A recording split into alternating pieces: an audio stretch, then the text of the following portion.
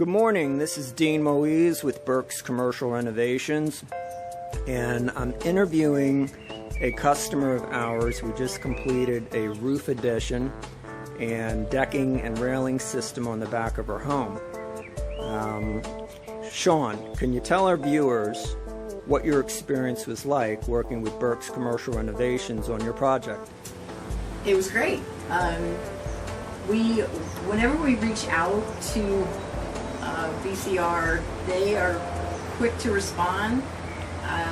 Always get an estimate. They take care of all the permits. Dean's very, very thorough. And on this particular job, Andy, our carpenter, was an amazing, skilled craftsman, and we are so pleased with our new space. Very detail-oriented. Yeah. All the details matter. So he takes a lot of pride in his work. And I'd also like to point out that over the course of 20 years, we've done a lot of different types of projects for you,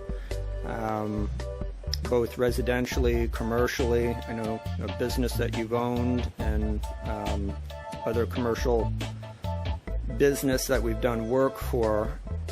So we have a long history of doing work for you.